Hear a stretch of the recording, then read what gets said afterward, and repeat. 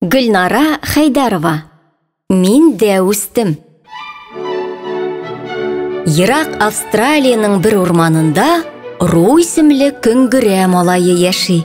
Көннәр буе әнисенең ишендәге кесәдә, сумкада утыра ул.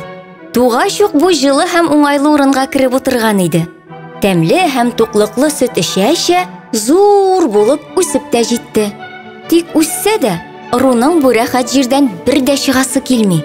Ә бер көнне әни көңгөрә урман буйлап сикереп барганда ялгыш кына җирдә яткан Ехидны өстенә басты. Юк, Ехидныга берни булмады. Ә менә әнисе тәпиен бик тә авырттырды. Икенче көнне хәтта тәпиенә баса да алмады. Руга да сумкадан чыгарга туры килде. Әнием, хәзер нишлибез инде? Синең тәпиеңне ничек дәвалыйбыз? Диде ул борчылып. Улым, миңа табиб тырнагына ярдәм ит алыр. Тап син аны, диде әнисе.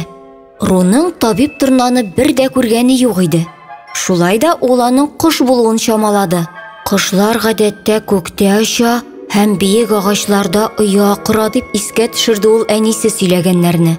Шуңа күрә агач башларын карый-карый сикереп барды. Менә эвкалипт агачының ботаклары селкенеп куйды. Тәпиләре белән ботакларга тотынып, ниндидер сәер җанвар асылынып тора иде. Сәлам, ә син табиб тырна түгелме? Дип сорады Ру. Дип көлеп җибәрде сәер җәнлек. Юк, мин коала. Агач башында яшәсәм дә, кош түгел. Кара, минем хәтта тымшыгым да юк. Агачка да эвкалипт яфракларын яратканга гына менәм. Димәк, кошларның тымшыгы булырга тиеш, дип уйлады Ру һәм юлын дәвам итте. Кинәт ул зур тымшыклы әллә нәрсә күреп алды.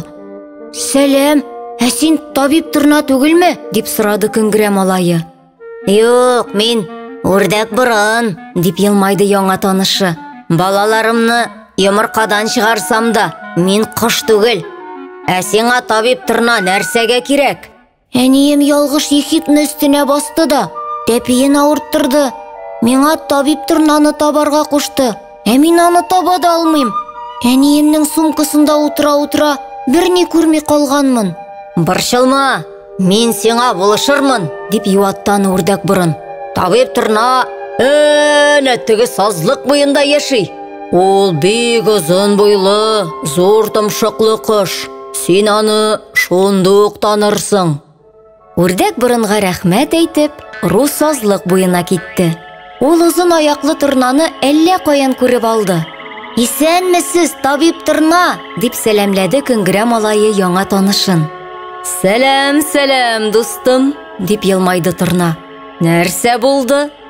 Әнием Ехидныга басып тәпиен авырттырды. Аңа сезнең ярдәмегез кирәк, диде Ру. Киттек тизрәк. Син миңа юлны күрсәтә аласыңмы? Диде тырна. Һәм канат кагып күккә күтәрелде. Көңгөрә малайы тиз-тиз өенә таба сикереп китте. Табиб тырна аның артыннан очты. Ул әни көңгөрәнең тәпиендәге очлы энәне шундук тартып чыгарды. Яраланган тәпине нык итеп бәйләп тә куйды. Икенче көнне иртә белән Ру тәмле салат исенә уянып китте. Әнисе торып, инде иртәнге аш әзерләргә өлгергән иде. Хәерле иртә, улым, дип елмайды ул Руга.